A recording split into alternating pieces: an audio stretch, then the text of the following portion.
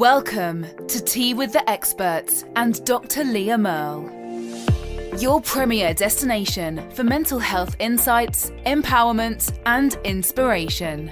Led by the passionate therapist and counselor educator, Dr. Leah Merle, this interview-style podcast delves deep into diverse themes with top-notch experts in the field.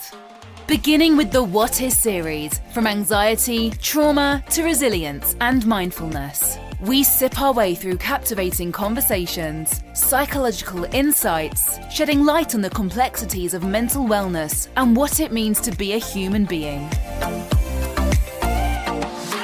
Each episode serves up a refreshing blend of knowledge, empathy, and empowerment, aiming to destigmatize mental health issues and raise awareness in an engaging and approaching manner.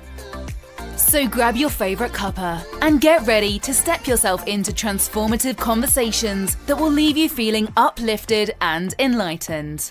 Subscribe now and join the movement to break down barriers and foster a more compassionate world. Welcome to Tea with the Experts and Dr. Leah Merle. Today, I'm going to be sitting down with a very special guest. It is one of my mentors, Dr. Colin Ward, who is a seasoned counselor educator and licensed mental health counselor in the state of Washington. He also is a national certified counselor as well. And Dr. Ward brings an absolute wealth of experience from his academic and clinical practice and really sheds light on counselor educators, a pivotal role in shaping a mental health professional's future. So counselors in training. So a couple of quick questions that come up is, what does it mean to be a counselor educator? How do they contribute to developing competent and ethical counselors in training and therefore licensed professionals? And in this episode, Dr. Ward brings a wealth of information from the field, from his journey in the field, curriculum design to supervision, discussing the never-ending, evolving landscape of mental health education and the importance of diversity in training and how current trends like trauma-informed care are really influencing counselor education. So whether you're a counseling student, a mental health professional, or just really simply curious about the field that myself and Dr. Ward work within, I think that this episode offers valuable insights into the critical work that counselor educators do behind the scenes to support mental health care at large. So please join us as we explore what it takes not only to be a counselor, but to educate, inspire others to do the same. Grab your favorite cuppa and get ready for an engaging and thought-provoking conversation with Dr. Colin Ward. Please subscribe to Tea with the Expert for more deep dives into the world of mental health, counseling, and education. Hi, Colin. Welcome to the podcast. Good to have you here. Oh, it's an honor to be here and an honor to hang out with you. So I don't know where our conversation will go, but I know it'll be enjoyable. So I'm looking forward to it. Me too. I'm so excited to chat with you. And really, you have been such a pivotal person in my career. So that's one of the reasons I wanted to invite you on this podcast, as I kind of get the word out about counseling education and what we do in the seats and how important really of a field it is. And so you're the perfect person to have here today. So thanks again. I'm so grateful. Yeah. So why don't we start a little bit by just talking to us about, how did you get into counseling education? Like, what happened to kind of start this journey for you, Colin? This education. Well, I traveled overseas when I was a young man. Had worked over in Australia and came back. Yeah. And was living with my grandmother in Yakima, Washington. And I had no plans. I was 20 and was working, I think, in some warehouses in Wapato. And I liked it. People I work with treated me as family, and they always felt I was too skinny, so they brought me food, and I was perfectly content. And I was living with my grandmother, and in growing up, I lived on and off with her over the years. And my grandmother is she was short, Irish woman who was a force to be reckoned with. So I had learned early on, I did exactly what my grandmother told me. She loved me, but there was certain kind of parameters that I needed to operate in. And I remember coming home from, I traveled somewhere doing some hiking, came back, and she made a pot roast. Now, in our family, if you make a pot roast, that means we're about to have a discussion. We're going to sit at the table and something's going to happen. So you just start. So the minute I saw pot roast, I thought, oh, this is going to be interesting. And she began to tell me that I was going to go to school in the fall. And of course, I'm not going to debate her about that. I just says, well, where am I going? Well, you're going to go to university up north. At this point, it was Western Washington University. I said, well, I haven't applied. She said, well, I have. And I said, I got accepted? Yes, you got accepted. And I'm going to cover the first year of your tuition. And well, I said, well, what am I going to do up there? I like it here. And she said, you're going to become a teacher. And so that's what I did. I remember coming back like after the first or second semester saying, well, I really am interested in political science or, natural science or something. She said, Colin, you can do whatever you want as long as you become a teacher. And so that's what I did. I graduated, I finished school in Colorado and became a special educator. And during my time as special educator, I got interested in working with families. This would have been the middle 80s. Because I realized if you've ever run an IEP meeting, never been involved in one, there's dynamics everywhere. And I was aware that I didn't have the competencies. I didn't have the understanding of how this was influencing the kids that I was working with. So I went back to school. I went back to school in school counseling, and at that time, the burgeoning field of community and family counseling, because I wanted to work with families. And that's what I did upon graduation. And I had been doing that. And while I was doing my work as a clinician and supervisor and all the different roles you carry as you start your work in community counseling, I had been asked to go back and teach. Mm-hmm. And I liked it at the university. I started teaching some undergraduate psych courses, and I got asked to teach some graduate courses in family therapy. And I was doing more supervision. And I was doing that. I realized I could really I like this. This is a nice expansion of what I'm doing. It's not the absence of my clinical work, and we can sure talk about that. I did that for 4 decades, but it was a nice extension, and I could hear my grandmother's voice. And I hear 2 things from my grandmother: her voice, and she used to grab my ear anytime I didn't act like a gentleman. So I can hear both of that. So, and you may get that. You may hear a little moan from me. That means I've said something or did something that she didn't agree with. That's just part of the experience. So that's what got me into it. And so the other piece, and I'll be honest with you, was the timing was important. During this time, my wife and I were looking to have a family, and we had an infant daughter that passed away. And it was significant in lots of different ways. But one of the ways it really was significant is that awareness for me that I wanted to, not that my clinical work wasn't meaningful, I just wanted to be more engaged in some of the influences that I saw outside of our community. Yeah. And wanted to have a greater voice in that, and wanted to put some sense of meaning behind my own grief, I suppose, in some ways. And so I applied to one of the few programs in the country that had a KCREP PhD in Counselor Education Supervision. I was at Oregon State University.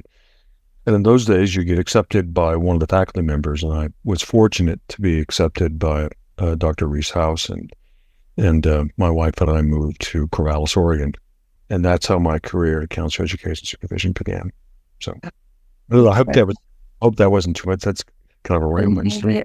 No, but what's interesting is just Grandma must have known, right? She knew, your grandmother knew you needed to be a teacher. It's just, we've talked about that, how you're just born to teach. You either get the bug or you don't, Yeah. So I love that fact. And then, moving to Oregon to do your counseling education, PhD experience to be taught how to become an actual counselor educator. That's part of the process. But when did you start kind of doing the informed work as a counselor? So when did that start? And tell me about how that informed, the practice out in the field. How did that inform your teaching? Always informed it. I was fortunate to find myself in a private nonprofit clinical setting upon getting my master's degree. And we were all we had a little bit more experience, but we were all kind of fairly new to the field. And the field of counseling was pretty new. Pretty new. My first license Yeah. wasn't a license in professional counseling. It was a license as an independent clinical social worker because I was the only independent license they had in Wisconsin at the time. So we were fairly new, and it just happened to be in an area that I had access to some of the folks in the field around brief therapy, which is what I was interested in. I realized pretty quickly that just traditional personality theory wasn't as helpful as I would have liked. It provided maybe an understanding of what to do, but it didn't provide really a place that had a more deeper connection to change in the worldview of the people I was working with. In the days when I received the master's, the program I had didn't have K-Corrupt, and most programs in the early 80s, K-Corrupt was just beginning. Yeah. This idea of national standards was a conversation that was just kind of taking hold. And most programs in counseling were evolved around the interest of your faculty. It was kind of the Wild West. And our faculty believed in developmental psychology and transactional analysis. Now, I'm sure there's not a lot of folks out there that have special training in TA. And I remember one of my first sessions doing a transactional analysis with a couple I was working with. And in the TA has 3 circles, and it's got parent, child, adult. And then you put the other parent, child, and you draw these arrows about who's talking to who around her. And I listened to the conversation, and I drew these arrows on a board. I was one of the first to have well, you know me, I like to draw. So I had a whiteboard, it was a big expense. And I looked over and I thought, felt so good. I thought, I nailed it. This is graduate education, and look at my training and how it's going to make a difference. And I'm teaching them how they're communicating. And they looked at me like, what the hell are you talking about? I have no idea. Had no clue. I have no idea what you're talking about. Quite honestly, all I do is I wanted to help out with childcare, for crying out loud. So it was clear that it was more helpful for me in some ways than it was for the people I was working with. And so I was very interested in the new field of brief therapy that was around me. And I had a chance to work with all of the folks, either solution focused or narrative or EMI. I've worked with Insu and Steve DeShazer. Yeah. I've had a chance to work with David Epstein, who worked with Michael White. I've had a chance to hang out with Michael White and do some supervision. I mean, they were around. You had University of Wisconsin, you had University of Minnesota, and I was a 2-hour drive from each of those places. And Eve Lipchuk was in Madison, and Eve Lipchuk was one of the early. She was at MRI during the time that Steve and Insu were doing their work. And that is amazing. Wow. Yeah. So that really did inform my work, and it has continued. I will talk more about that, but I believe, at least in my own career, the ability to be open to as best as I can, to my areas of growth, be able to consider what I want to continue to kind of lean into so I can become a little bit of better service. I believe that doubt, although can be anxiety-provoking, is also a part of what encourages us in the lifelong journey of change. And so that's always been something that I've tried to kind of lean into. Not to see doubt as a statement about my confidence, but doubt as a statement about my willingness to know more, to be more. Right? I mean, to think that counseling doesn't change us is a fallacy. We're changed by every moment in therapy, and to be open to that. And I think I've probably told you 1,000 times, right? I've become a better human being, whether I liked it or not, because of working with others. Counseling is a way of bringing to surface that unfinished business that is important for us to take care of as clinicians. And anyway, because does that make sense? I feel like I'm total sense. It makes total sense to me, because you're talking about this inclination that the personal really affects the professional, and it kind of moves together. And you're talking a little bit about your orientation, right, as an individual, personal and the professional together, which is so profound. But I mean, think about your practice and then teaching. I mean, what do you get? This is just a question that's come to my mind, but what do you get? You've done this for how many decades now, Colin? Just under 4 decades, so about 38 years. I just saw my last client for the last time just last week, so it was kind of a big deal. But it's a huge deal. So it's the end of an era for you, moving into it is. development. Yeah. Yeah. What does that feel like right now? Can we just pause for a moment? Because that's a big deal. It's a big deal. I've always identified myself first as a counselor. There's something about hanging out with counselors that has been a large part of my life, and having conversations about what we do and how we do it, how we hold it, and how we make sense of it, and how we support each other. There is a sense of community. And although we each do it slightly different because we're all different, right? There's no one style. We have some factors that indicate these are some things that represent maybe effective counseling. We do that in a way that represents who we are. Yeah. And who we are is a lot about how we show up, which means that there's a lot of, you get to know each other as clinicians if you're in a team intimately, because you're sharing those parts of ourselves that we need support in so that we can show up in more transparent, more real, more honest, more empathic ways.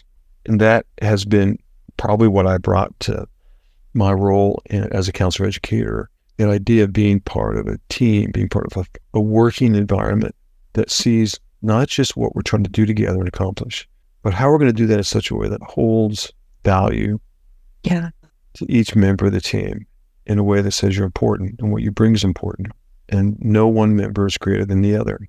And that we are all in service and solidarity around something greater than ourselves. Oh my God. I mean, if that can be the atmosphere that you can kind of create, then anything's possible. What did Margaret Mead say, right? That all great things happen from a small group of committed individuals, right? So I believe that to be absolutely a common theme in my professional life. I don't know if that's what you asked, but that's where I went. No, I mean, it's actually skipped ahead of one of the questions, but I wanted to kind of track back a little bit. And, like-minded people flock together. So I think this field is very special in that way, that you have a collaborative community of like-minded individuals who are really, trying to kind of push forward diversity, equity, social justice within, for people across the board, but specifically marginalized folks.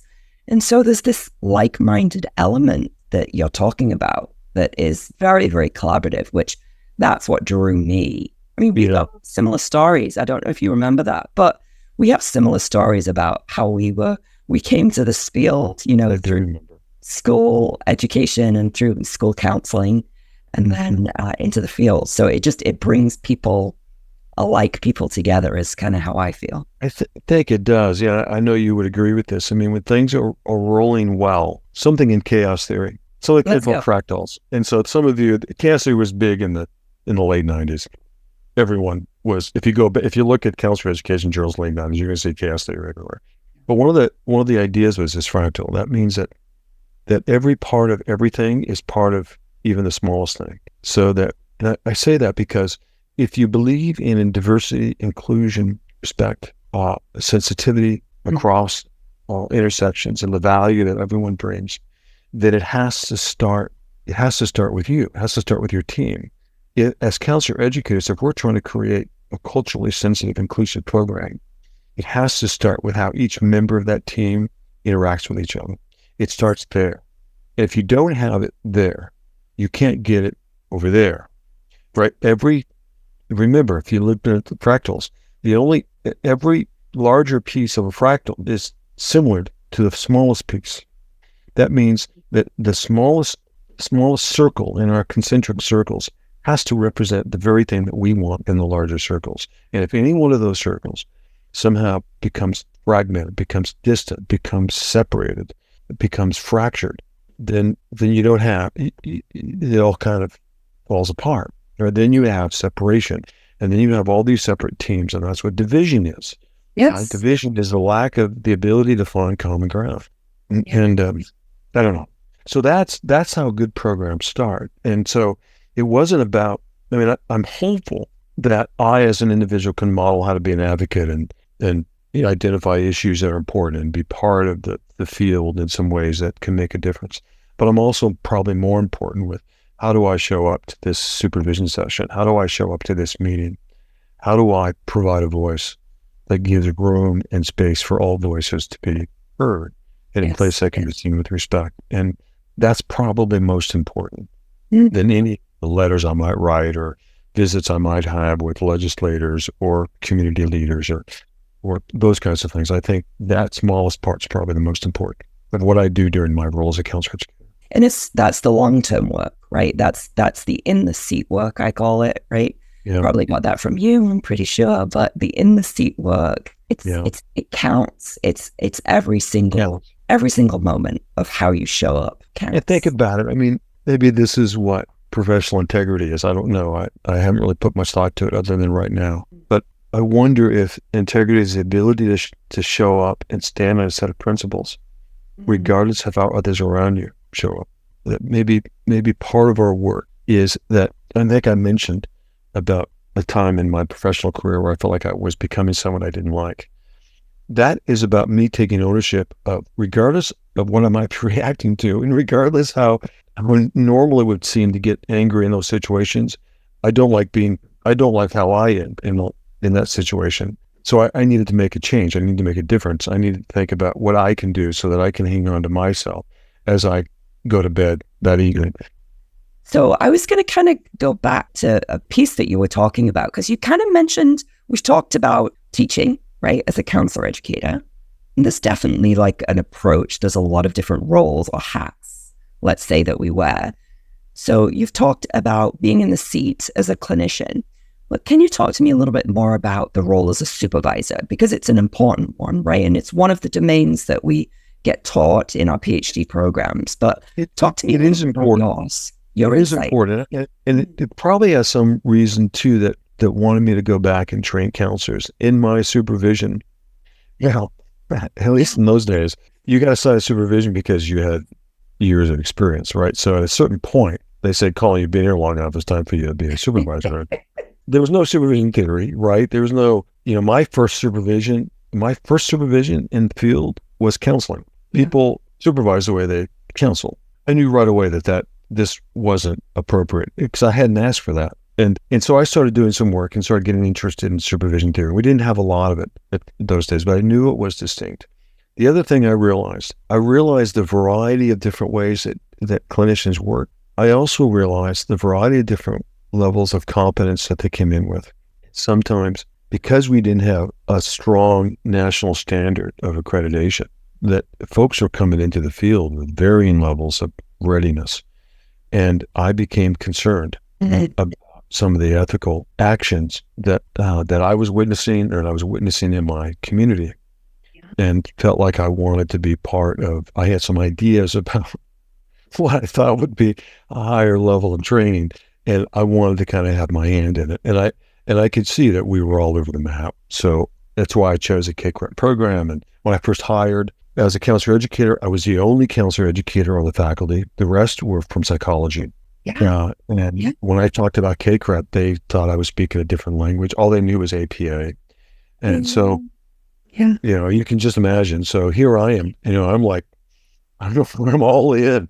I'm all in on counseling and counselor education and training. And it's probably why CACREP always has had a bit of a edge to it with regards to making sure that folks nowadays have to have a degree in counselor education, because we started off being really a minority in most faculties. There weren't a lot of us out there with a doctorate in counseling or counselor education. And so we had to fight pretty hard. But was able to, while I was there, able to get us all on board. It took a while to convince faculty. Some needed to retire before we were ready. And we moved toward accreditation in, I think, my third or fourth year when I was there at my first university job.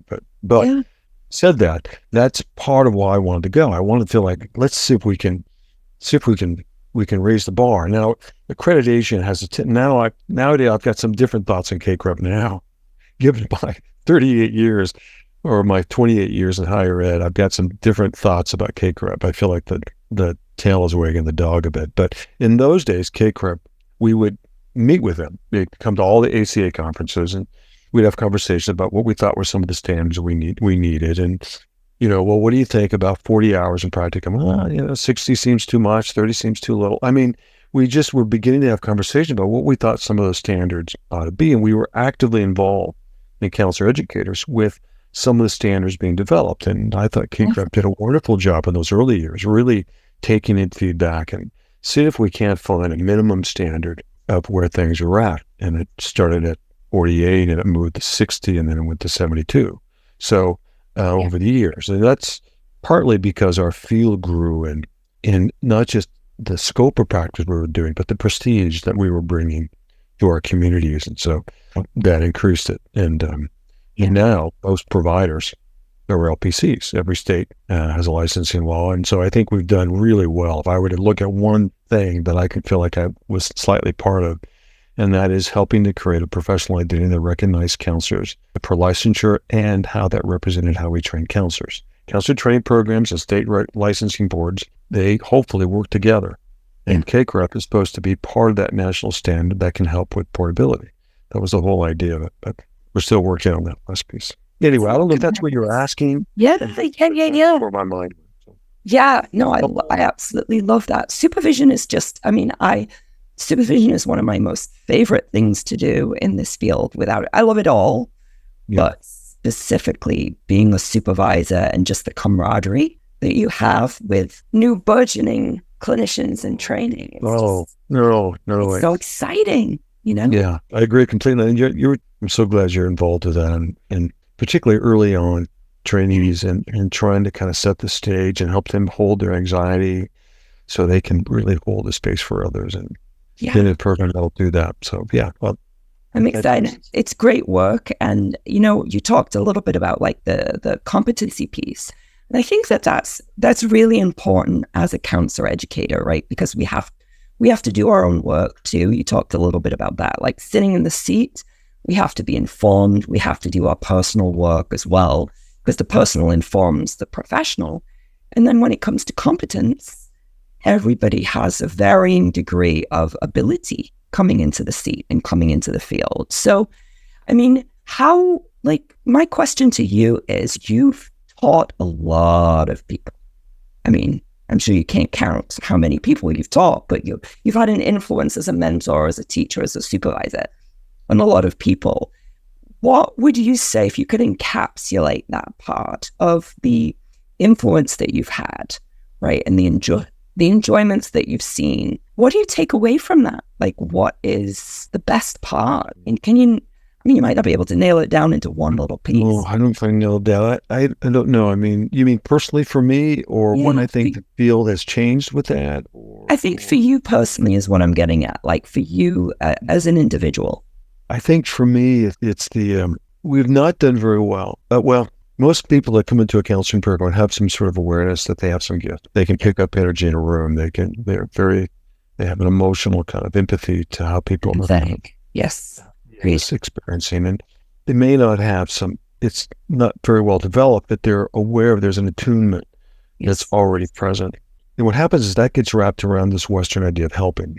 And we do have a Western idea of helping, the idea that we can be experts, we can help, that we can somehow change others or heal others, that we are the healer in some ways. And so it gets wrapped up to these kind of, I believe, myths about what helping ought to be and how we do that. And we even have some empirical models and some approaches to counseling that give all the influence of change into the expertise of the clinician.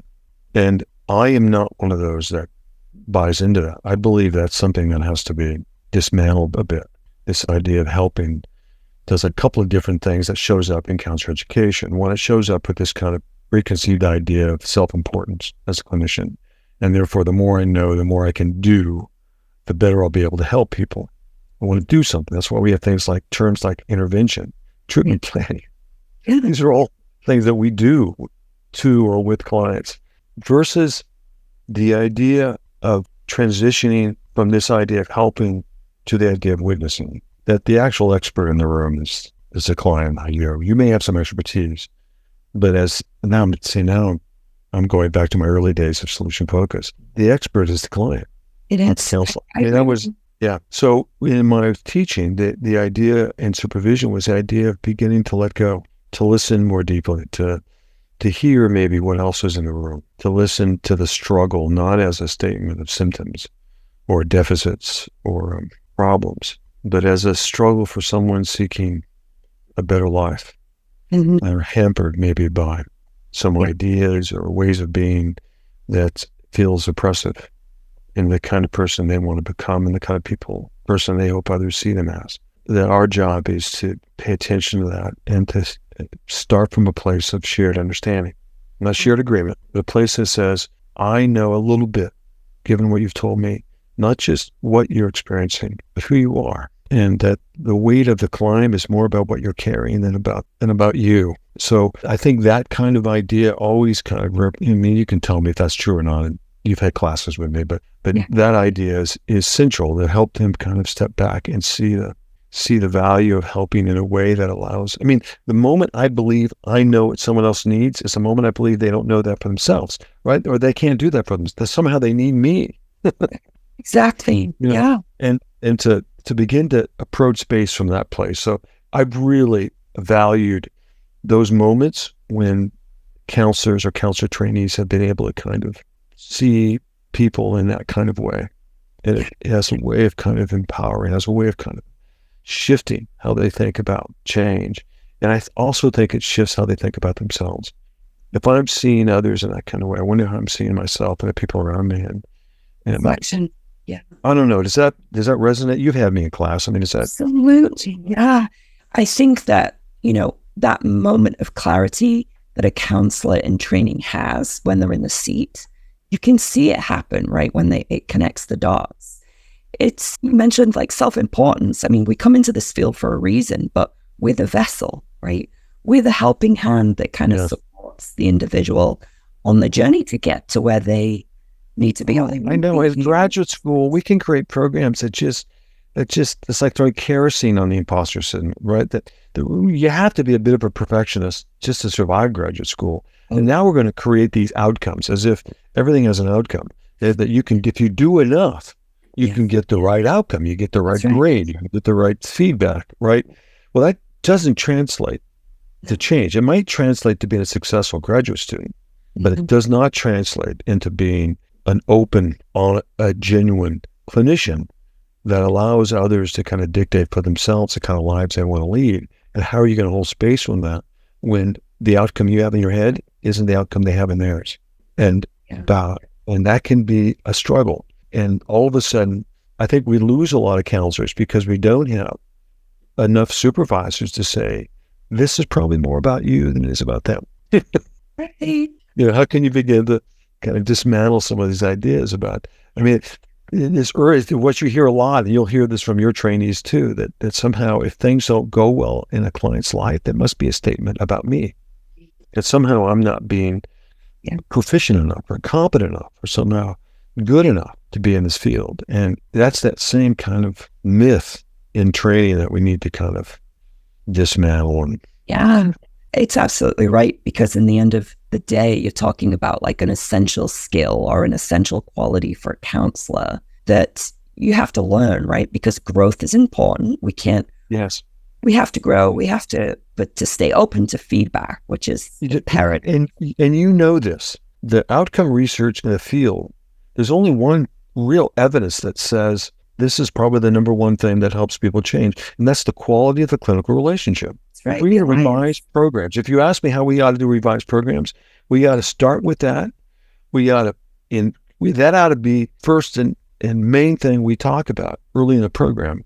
The moment we start getting into personality theories and diagnosis and treatment, it feeds into this kind of idea that somehow we're the expert in it. That's not to say you don't have to be good.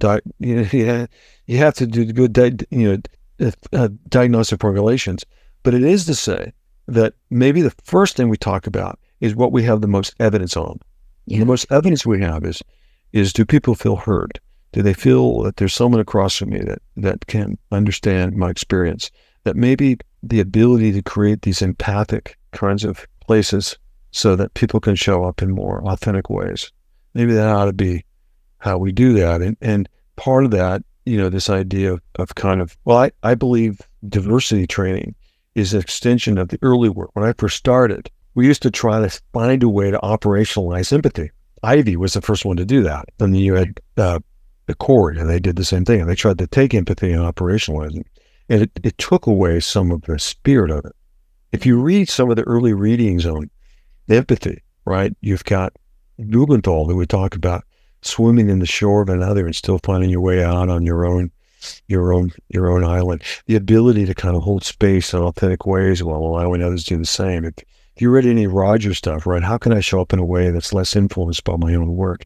Good developmental supervision is helping folks get out of their own anxiety around performance, evaluation, right? Yes. Preoccupation with whether they're going to be, if they're going to make a mistake or not, being less distracted with that and more about listening to the worldview of the other, not to solve it, not to fix it, To sit with not to guide them, but to understand, truly understand. And to do that, that also sees how I influence that is important. The intersections that I bring, the power and privilege that's already in the room, and how that might be influenced. And anyway, I think we've kind of left. I think it's time for us. If I were to ask me, you were to ask me where I think we ought to go. I think we borrowed a lot from other fields when we first started doing counselor training. We borrowed from psychology and social work. We have enough research now in counseling to begin to devise our own programs around an identity around what we do best, and that's developing relationships. That's what we do. We do that in the classroom, with students, with supervisees, with colleagues in the community.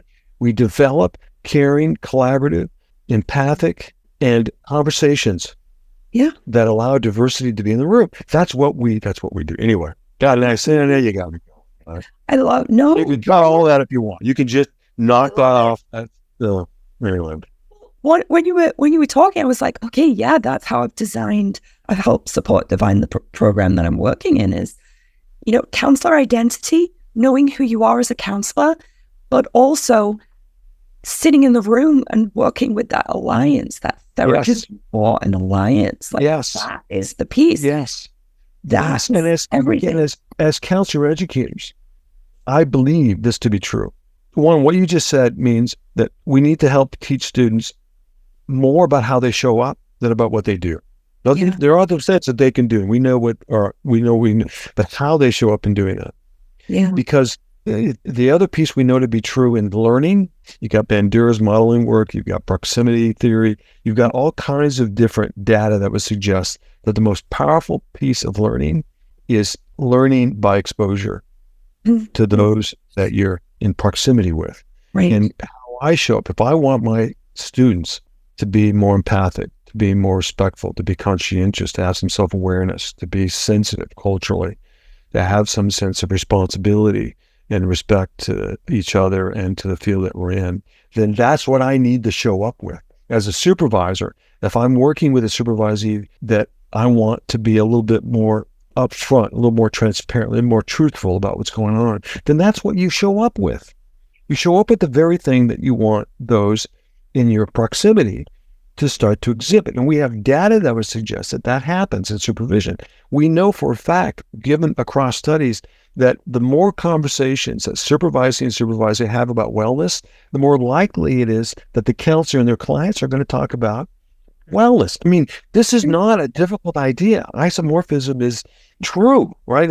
This is not something we need to kind of debate, but we need to be intentional. And we've been kind of lost in these ideas of change that are outdated, in my opinion. And I believe KCREP is behind the eight ball on this. And I believe it's up to us as counselor educators to go back to our crediting, to go back to our programs and start saying, listen, this is what we know makes a difference in people's lives. This is how we ought to be training folks a little bit more differently. And this isn't the absence of some of those paradigms, but those are historical paradigms. They can influence. I mean, each historical paradigm has a thread in what I do today, right? Am I psychoanalytic? No. Are there threads of that in my work? Sure. Do I need to understand that? Absolutely. But that should not be a great emphasis of my training. Great emphasis of my training ought to be, can I listen to you in such a way? Can I hold space in such a way that allows you to have a different conversation about your story so that maybe something new emerges, maybe something out there is possible. And you know this to be true, that when you're held in a way without judgment, in place of warmth, with a slightly different idea that sees who you are, not as a symptom of your distress, but as a way that you've tried to survive, it has a way of creating an energy that I think lifts the spirit. And, we can talk more about that, but that's where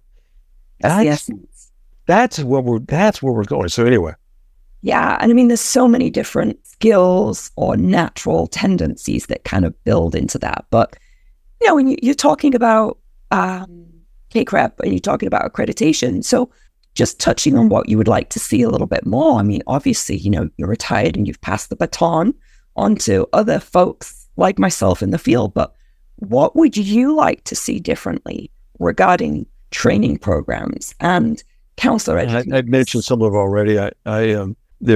We had talked before we came on, we talked about how programs used to be. Yeah. So when I was getting trained, you had to actually move to the area where the facility was. And yes. We moved from Olympia, Washington to Winona, Minnesota, because I was offered a graduate assistantship and we were broke. And that's where the program was. And then at Oregon State, that's what we did. And it was, and that limits those kinds, it limited the kind of people that would be able to do that, both by privilege, by resources, by life circumstance, and yes. by location, right? And geographically, you were fewer in rural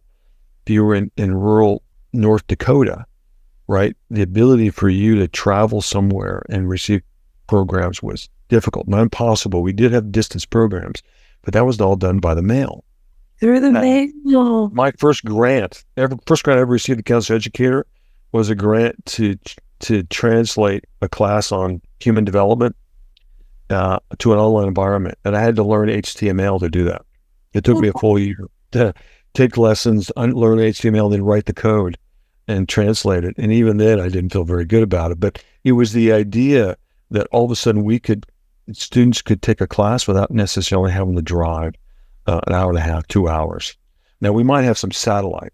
There was a movement at some point to begin to have satellite campuses. You probably have heard that. And that was the ability then to take our program and move it to have greater access, reach to folks that were maybe coming from different areas. But there was still a kind of a lack of an idea of kind of how we were going to do that. All we did was translate our residential program and translate that same program onto the satellite. Or when we first started doing online work, we did the same thing. We took our residential program and we just put it online, right? And clearly, there's something different about online or hybrid or our current work with synchronous and asynchronous teaching that requires a different pedagogy, requires a different set of skills. And I think we've been pretty good about trying to kind of bring that to the table. And I give kudos to KCREP as trying to understand kind of really what those standards are. Right. On the other hand, I've always felt like technology has outpaced our ability to understand the impact. And not that we shouldn't move forward, but I feel like sometimes the spirit of what we do gets lost because, well, I already indicated that I think connection and community and those kinds of things are important in training. And not that we can't do that in an online environment, but how are we doing that? I remember we started doing our residencies for our doc program. Our conversation was less about what we were going to teach and more about how we were going to develop a sense of community, a sense of connection, a sense of way of working with each other that would make a difference. And that's not about a set of competencies. That's not about a set of standards. It is about an intent. And that's, if you ask me what I think we need to pay attention to is what's our intent in our teaching, in our delivery, in our format. How are we going to show up? How are students going to know who we are? If the biggest learning component of change is modeling and mentoring, and I believe they are, then how is that being experienced or not in an online environment? How do we inspire? Is our online program inspiring others to become better, to reach out, to hold distance? Counseling is hard. It is inherently confusing and will lead us to a place, if we're not careful, that can be quite discouraging. And how are we going to create, how is technology going to help hold that with some vitality or distract from it? And I don't know, I mean, we could talk about maybe some ideas about it, but I'm more interested in the question that counselor educators are in the field now to begin asking that, and how our pedagogy needs to maybe wrap some of those questions into how we work with others. Yeah, absolutely. And how we kind of support the future of the field too, because I mean, since COVID, right, I know that technology and telemental health was a thing before COVID-19. pandemic, but we've definitely seen an upsweep. And Yes. I mean, what's your opinion on how it changed the field? Have you got thoughts there? I do have some thoughts on that, and and that's another part that I hope that we can have a better way of communicating with state and our accredited agencies about not letting not having one idea of what online education ought to be, because it can have some real benefit, and Agreed. I really believe in the idea of increasing access and availability, and I think it has a social justice piece to it. I think a good online program is trying to invite in a diverse student population that otherwise would just be those students that could, have travel or have Exactly. Who has privilege. Exactly. And I think we can do more with that. And I've always struggled in higher education about not having greater resources to bring in students of color into our program. Having said that, I do think if we're not careful, it can lead to increased, burnout, and the data would suggest that the last 5 years we've seen an increase in lack of retention of counselors in our field. So counselors are leaving at the same rate that we're bringing them in.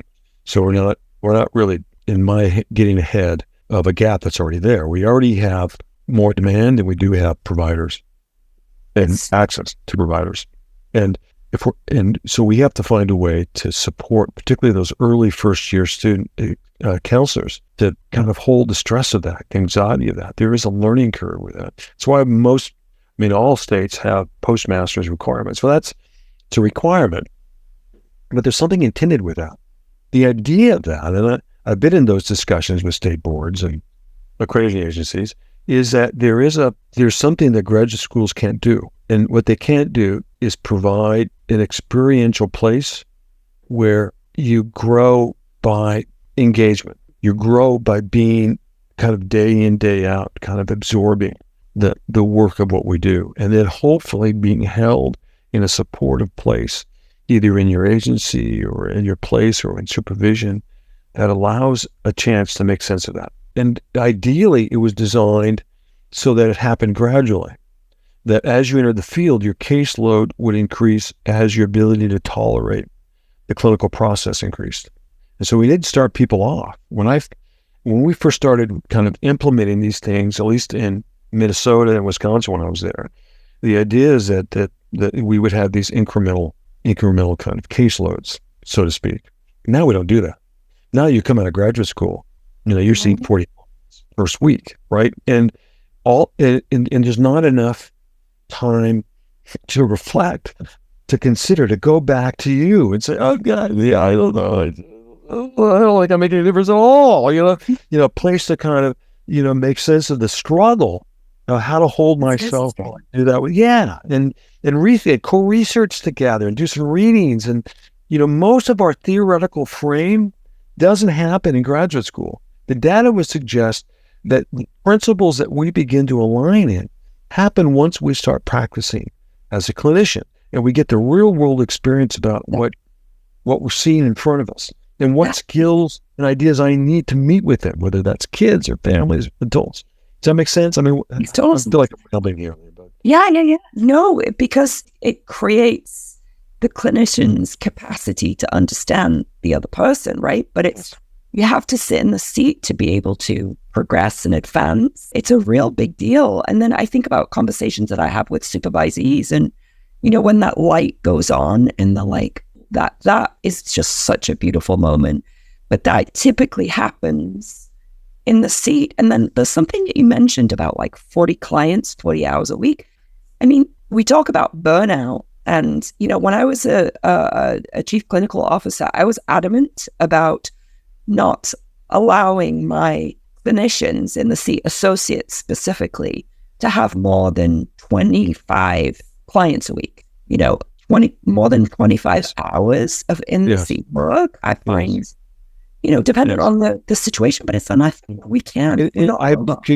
I concur. This is I'm not big at looking back. I love Philly Council. I love how it's grown, and I feel privileged to have been part of it. Yeah. I will say, however, when I first started, there was a greater emphasis, at least that I felt, on who I was as a clinician, as a person entering the field. I wasn't a technician. I was a counselor who was trying to kind of understand what it was like to kind of work with others and families and those things. And so you were given a lot of leeway in the beginning. And the idea is that after a year or so, you would be at full capacity, which was 50%. Of a 40-hour week, you would see 20 to 22 clients. That was expected, but it wasn't expected right away. But we were seeing in that. Now I think there's this idea that counselors are technicians. And in some ways, I think we owe some responsibility to ourselves. We've been so focused on a set of competencies and wrapped around this kind of empirical idea of behavioral kind of analysis. I'm not saying that hasn't been helpful, but it creates a very binary way of looking at counselors. Either they're proficient or they aren't. Yeah. Either they're competent or they aren't. It has a way of diminishing who they are as a human being. And I think that's what we're doing. We're diminishing the humanness of a counselor because of the workload and the way that we see them socially. And we've got to fight back on that. And I mean, one of my first memories of my supervisor is she went to my schedule book. Now, in those days, we didn't have a computer. We had a big book. And we were in the front desk, right? And everyone's schedules was huge, like one of those books that you would see if you were 7. It would look like this big, huge book. Take like 9 hands to turn the page, right? And so she went through my book for the next year and marked out hours on my schedule. And this is, Colin, I know you. I know if given the chance, you'll probably schedule someone in. These are marked in red. They're permanent. You don't get to do anything other than be. You can read. You can go for a walk. You can get a cup of coffee because I know that you like that nice thick coffee that you eat with a spoon back there. Yeah, you can have some of that if you want, if you're so desired, if that's something you feel compelled to. But it is your time to recharge, to reintegrate. Now, I'm an independent extrovert, so I use that time is to roam the halls, to get energy by hanging out with us. You know that. You know, if your door's open, I'm just assuming you want to talk to me. So, but it was wonderful because it gave me this idea that taking care of myself, at least kind of having some space to reflect and think about what I did as a counselor, having that space to do that was important. It's like that old adage, right? You put the air mask on first before you give it to others. Well, we've had a hard time kind of grasping that idea, and now we're not giving any kind of I think the kind of support and resources we need, and then we need to get better at teaching supervisors how to do that.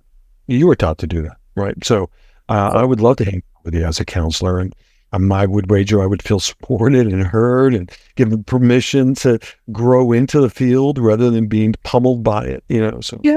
Anyway. Yeah.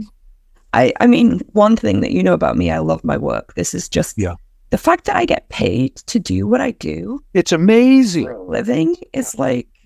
I know. Don't ask me to do any salary negotiations. I suck at it. I've never been good at it. Well, we'll pay you this. Okay. All right. Sounds good. Yeah. Do I get this? Are there coupons involved? Is there a Starbucks thing involved? No. Oh, okay. All right. That's good. There's always coffee, Colin. There's always coffee. I love it. You talked about self-care. Can you tell me a little bit more about how important you feel? One, that is for clients, right? And two, that is for counselor educators to instill in clinicians and training. I think it's critical. We've given it lip service over the years, and it's this idea that in every program we'll talk about the importance of self-care and vitality and student wellness, and even K-CRAP even has some standards on it. But it's been very difficult to in 2 years. Yeah, because it's not just a set of. It's not just going for a walk, right? It's not just. It's not just keeping your yoga practice up. There's something about the work that we do that requires, I think, deep reflection, deep inquiry.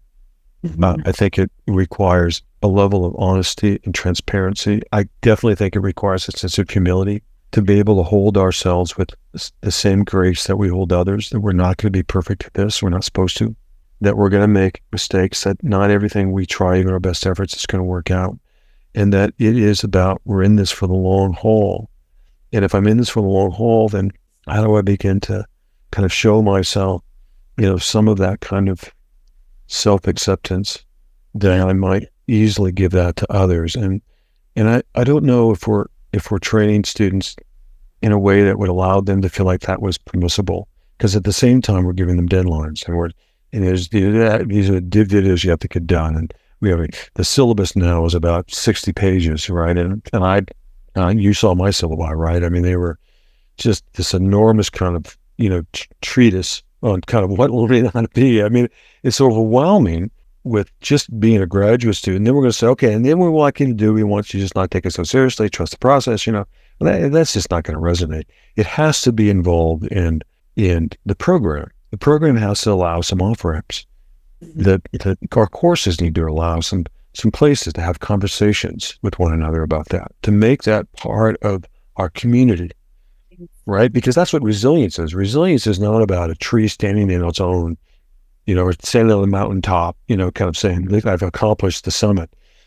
Resilience is about standing in a grove and feel protected by the grove, to feel nurtured by the grove, and to feel as if the tallest trees occur in the proximity of others. If you've ever been on a climb at all, you know that above tree line, those trees that are just above tree line are just barely surviving.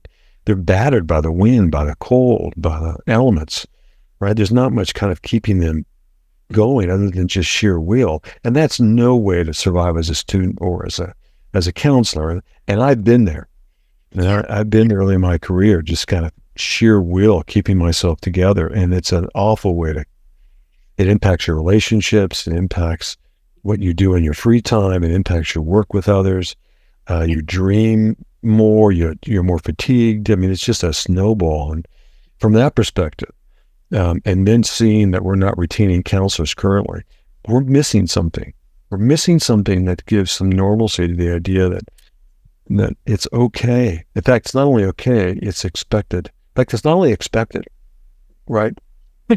It's demanded, that we have time for conversations that don't necessarily represent more things to do as a counselor, but maybe how to be how to be a human, Colin. That's the humanist in you. Don't you think? I mean, all the feedback I've gotten from clients over the years, all of it was never about this really cool intervention or technique or, something maybe I learned and I'm really trying something on. It was never about that. It was never about anything I did. It was only about, I felt like you liked this. I felt like you were in our corner. I felt like no matter what we said, you would hear it and be okay with it. That's the kind of stuff. And if I look at my counselor, I said the same thing.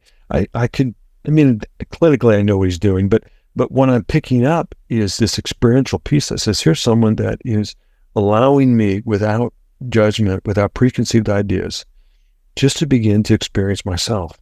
And if we can do that, if we can help students begin to learn how to do that, then we'll increase their ability to be empathic, their multicultural sensitivity, the whole multiplicity in hand, to be able to hold multiple points of view at one time. You know how hard that is? Most relationships can't do that, right? We're fighting. If we're in this boat together, we're going to fight over who's steering the boat, right? Rather than having two boats that decide to go together every day. Well, that's a concept that we don't get a lot in our society. And so helping them learn how to differentiate themselves from their clients is, we used to call it bracketing, as if that was something that we could teach people. Oh my gosh. Anyway, as I'm speaking, what's happening for you? Is this resonating? Is this helpful, do you think? This is so helpful. I guess, my hope is that we can, an episode like this is really to just explain a little bit about what counseling is, what the education process is. But if somebody wanted to come into this field right now, what would you say to them? Like, what would you want the next generation of counselor educators also? That's a good question, because I noticed that toward the end of my career, students were coming in with much more information around social justice, around the importance of diversity, around the importance of holding respect around various intersections and identities. And I think they came in with far more way more than I did when I first came in.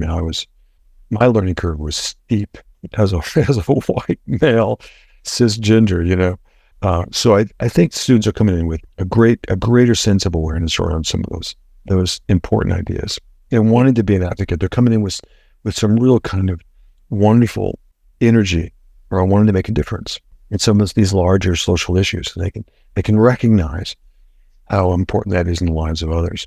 And so that I think is wonderful. It fits nicely with kind of our field and wanting to kind of help train folks, not just to show up in an empathic and culturally sensitive and social justice informed way, but to do that in our communities and to have a voice that tries to address systemic oppression. Mm-hmm. And for those out there, yes, systemic oppression, racism is real. It is out there. All you have to do is work in the field a bit and you'll see it pretty quick. So the ability to kind of equip that kind of early passion that they have for that with the skills they need for diplomacy, for difficult conversations, that's the rub. You can be righteous as long as you don't decide to become a counselor or counselor educator. Because righteousness has a way of kind of polarizing things. Mm-hmm. It's my way or the highway. This is the right way, that's the wrong way. And you're right. If you're advocating or creating change or wanting to kind of make a statement socially, that is correct. If you're wanting to create more caring communities, or benevolent communities, as Martin Luther King would say, if we want to begin to kind of help folks find a place to better understand themselves, if we believe that change happens in the context of self-understanding, then I have to be able to not just have a sense of righteousness about what's just and what is unjust, but how to do that in such a way that doesn't allow that to be judgmental, that to be attacking. I've seen a lot of very righteous, wonderful counselors act in very unjust ways as a way to support their message. And that doesn't bode well on the profession. It doesn't bode well on them. At the moment you decide that you want to have a greater impact beyond just your own sense of advocacy, then it requires some deep reflection to say, well, how do I create a climate where diverse opinions, if we go right back to the fractal, don't we? How do I create in my circle a place that supports a climate of acceptance, of diverse opinions, of regardless whether I agree or disagree, allowing that to be on the table and provide invitations, opportunities for dialogue that might inform or all of us without necessarily having to kind of put a flag in the ground. It doesn't mean I'll let go of my flag, and it doesn't mean I'll let go of my values, but it means that what I see in front of me as a human being, that maybe if I connect with them on a human level, some of these ideas we have around social justice and oppression might also have a place in our experience together. I can tell you, if you don't do that, it won't. If you come in with a strong sense of what's right and wrong, you will tend to find yourself only hanging out with those people that agree with you, and you will begin to distance yourself from those that disagree. That was one of the early definitions of trauma, was that created space, was judgment. Early trauma is feeling judged, feeling distanced, feeling minimized, feeling marginalized, either by comments, name calling, by categorizing. All of those things has a way of kind of dehumanizing the individual. And the first work starts with me. And I hope that we can bring that into our training. I don't know. I feel like I'm... Love that. It starts with you as an individual, and that, you talked a lot about modeling too.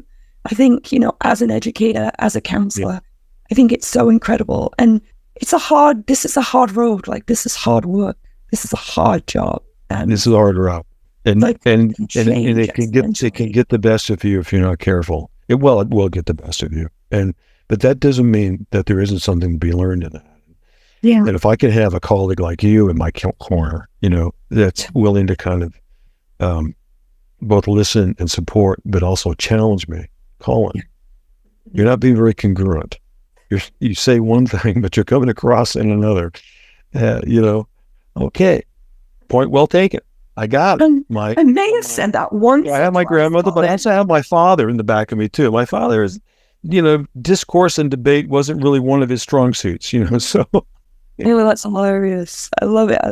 Well, it is political season here in the United States of America. So things are kind of ramping up a little bit when it comes to judgment towards other people and one-way stories. That just kind of came right to my mind there. So. Yes. And then, it's regardless of what others do. I mean, that's the question on the table. Regardless of what others do, how do I want to show it? How do I want to be? I love what represents those characteristics of our field. Cake represent a nice job with identifying dispositions that represent what they believe to be effective clinicians. And I agree with it. Well, sense of conscientiousness and sense of awareness and sense of sensitivity, There's a whole host of those that we can be paying attention to, and maybe that's where it starts.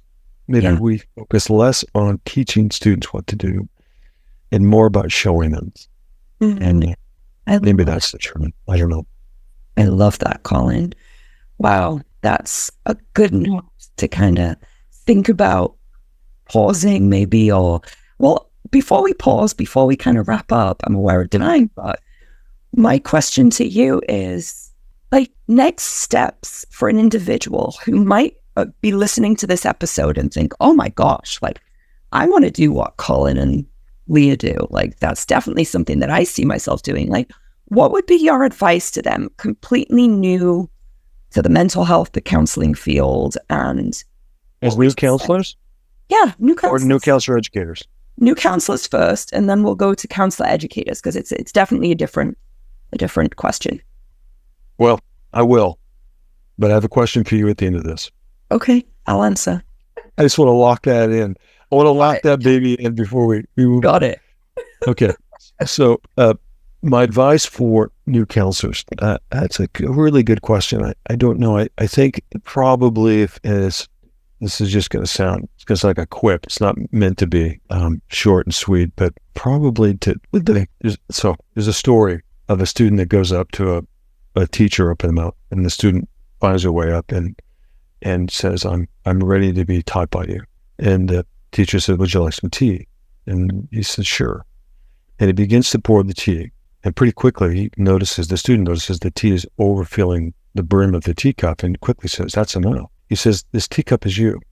At this point, there's not enough room in the teacup for anything new. You believe you already know what you need to know. You need to first empty the teacup. It's an old story. Mm-hmm. And I think it represents this idea that it's okay to come into a training program and suspend what you think you know. Open up some space for something new if you disagree with it. I was getting some training as a strategic family therapy. And in those days, you got a team behind the mirror. Yeah, that's right. And they'd give you a call in, and I was getting a lot of phone calls. And the family I was with said, don't answer. We think you're doing. I said, I got to answer. So eventually they called me back behind the mirror. They said, all right, listen, you're trying to be Carl Rogers and learn strategic family therapy. Right now, you can't do both. You have to let go of your Rogerian bent temporarily, suspend it, so that you can absorb this new piece of information. Over time, you'll be able to integrate it. But right now, you're not ready to do that. So we want you to stop being Mr. Rogers. We'd like you to be Mr. Whitaker. Thank you very much. Okay, I said, okay, fine. So that was helpful information. And I guess I give that story as a way for new folks in the field. You've already have some information about maybe what you think is change and unchange and helping and not helping. Suspend it. Take every course as a venture into curiosity and wonderment. Don't worry about integrating, making sense of it right away. Let it hold space. Reflect on it. Yeah. Do the assignments, but take time to reflect on what the assignments mean for you. How you're resonating with the new information. How do you think that might translate? Yeah. Pay attention to how your trainees begin to influence the world around you, because it will. You cannot take in new information and not be impacted by it, just like you cannot have a session with a client and not be influenced by it. It is reciprocal. No knowledge is one way. In fact, knowledge done in the wrong way can be oppressive. The only way to make it not oppressive is to make sense of it for you, meaningful for you, so that it represents a set of ideas and principles that you want to begin to operate from. And treat others in your program in a way that represents the integrity of our profession with honesty, respect, and openness, and genuine care. Yeah. Because your cohort is a small microcosm of the kind of colleagues that you're going to have out there. They're all going to come from different backgrounds, different orientations, different identities. They're going to see the world in different ways. And your job is not to influence directly how they do that, but to hold space in such a way that allows you to be enriched by it. And I like that. That kind of stuff. So that would be, does that help? And that's the first thing that came to my head. So that's beautiful. So that's for the counselor. What about counselor educator? What about these new folks thinking about Take your training for a ride. What does that mean? Our careers are short. They go by quickly. It's easy to get focused on our own. I mean, I was that way, right? You can get focused on your own tenure process, your research, your productivity. your university will want you to produce. Yeah. They've made an investment in you, and they want to see some results, and how that represents both how you interact with the field, but also how you represent the university. That's not to be discouraged, and that's part of being a counselor educator in higher education. There is a part of that world that we embrace. Yeah. And having said that, that's not who your clients are. Your clients are not the university, and they're not the people that write your checks. The clients are the students in front of you, who are desiring to make a difference in the world around them. And for every student you can change in a way that allows for them to show up in more authentic, honest, sensitive ways, then you impact everyone they're about to work with. Our ability to have a ripple effect. Yes. What's the think of chaos theory, that a small wave in New York creates a tidal wave in Hong Kong, right? It's the idea that even the smallest things we do in class can have a dramatic impact. And I've taught long enough that it's the small things I do that will probably have long-lasting effects. I remember the small things that you did in class that impacted me. And I would wager that you had the small things that maybe I did in class that impacted you. It wasn't about a PowerPoint slide. It wasn't about a chapter that I thought you have to read because it's life-changing. It was about how we interacted with each other, and that relationship is sacred. So go ahead. Yeah, jump in. Yeah, no, it's the connection. It's the influence. It's the human element of one-on-one or within a group. Yes. Because you mentioned, your cohort and being a part of that. I mean, my cohort are my closest people. They are my tribe. Like, they are my people. I adore and love my people. You did that, and it wasn't in the absence of conflict. It wasn't in the absence of disagreement. It was because of that, right, in some ways. Don't you think? Yes, I do. It definitely, I learned so much about myself, but also just my worldview opened because of community and collaboration with these people. I could talk all day about my experience because it's been so beautiful, but it's a great journey. So you had a question for me, Dr. Colin Ward. What can I possibly answer for you? So those that know your presenter, knows that she likes to be organized, and she of course sent me a list of questions ahead of time, as any good podcaster would. Very organized. And one of the questions that I really liked was, what are the most rewarding aspects of being a counselor educator? Can you share a memorable experience where you saw a student grow or transform during their training? My question is, what about you? Rather than me come up with a student, I'd love to hear what's been transforming for you.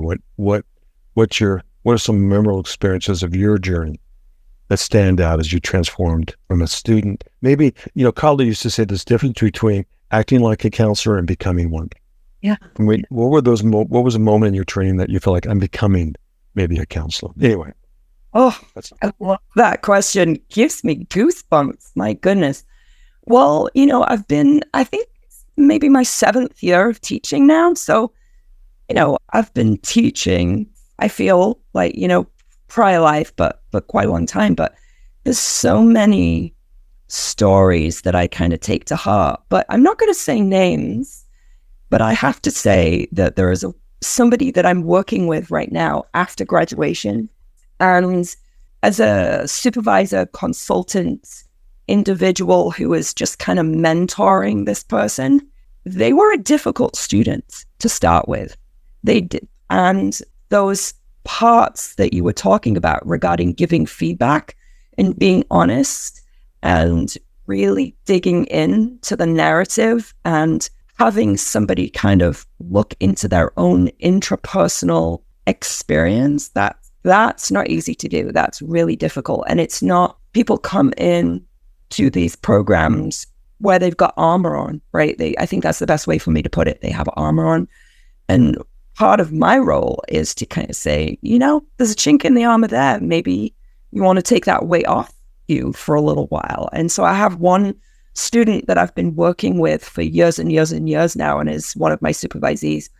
And I've seen them come developmentally and experientially from a human being who was like a career changer into this clinician that is phenomenal, and they can hold space for any client, not just, one population, but they are an all-rounded counselor who can hold space for anybody who comes, by and still has questions and still leans into that sense of growing. That's what I love about what we do. You've got a chance to be a witness to his maturity and growth as a clinician.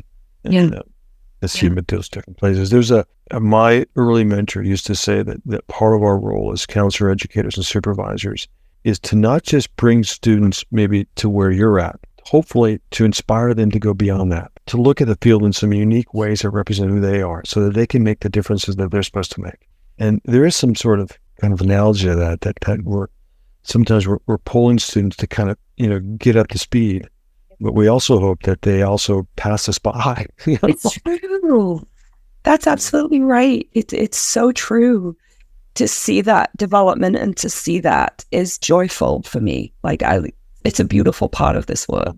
I'm so grateful and thankful that I get to ask you these questions, and I want to talk more and more, but I'm aware of the podcast time. So what are your final kind of thoughts or parting words that you want our listeners to hear about this conversation today? If you can kind of summarize, that's a big question, but anything that comes to mind.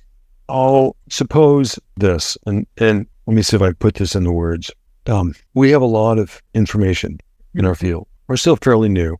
I would kind of we can do a historical piece about going back to the turn of the century, but I would probably say in the 60s, we started developing more clear ideas of human understanding. And we initially looked at personality theories and then moved into maybe more action-oriented theories. CBT, cognitive kind of science, began to kind of take hold. We began to look at systems, family systems, which then led to more concentric systems around culture.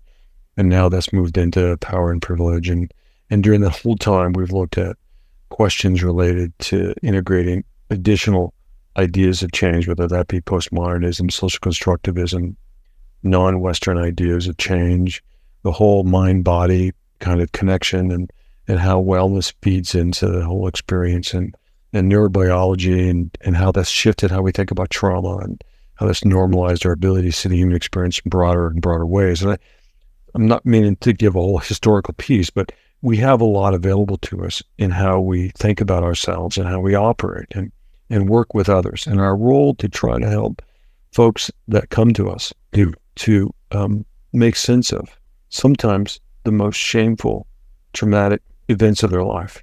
And they do that with someone that they don't know.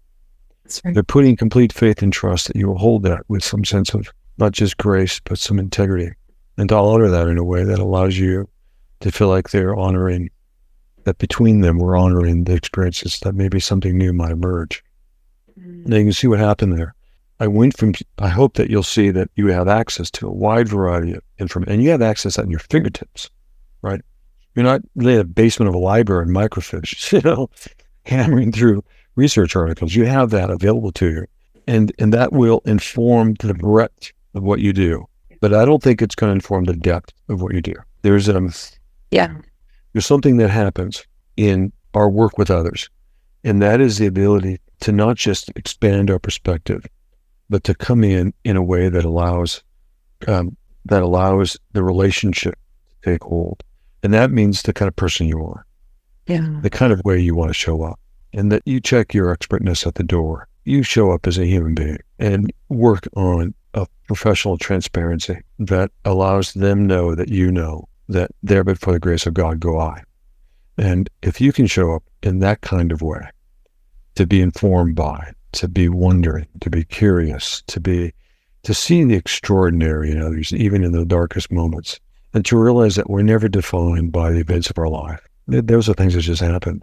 We're defined by the kind of stories we tell ourselves and the stories that we co-create with those in our lives, you being one of them. If all a client hears is just a nodding head and an empathic tone, they'll feel heard, but they'll walk out with the same conclusions that they had about themselves before they came in with.